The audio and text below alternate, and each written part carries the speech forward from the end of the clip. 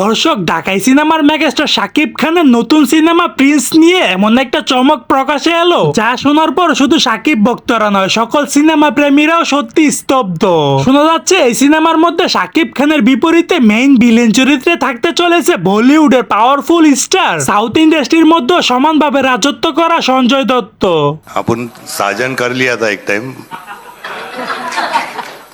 लेकिन ভাবুন তো, এক পাশে বাংলাদেশের মেগাস্টার শাকিব খান, অপর পাশে বলিউডের কিংবদন্তি সঞ্জয় দত্ত।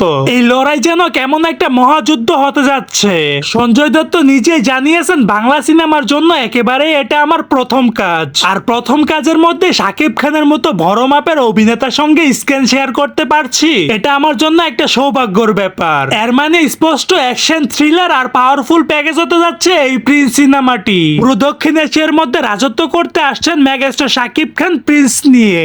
সো দর্শক, আজকের এই ভিডিওটি এই পর্যন্তই। যদি ভিডিওটি ভালো লেগে থাকে তাহলে ভিডিওতে একটা লাইক, একটা কমেন্ট আর অবশ্যই চ্যানেলটি সাবস্ক্রাইব করতে ভুলবেন না।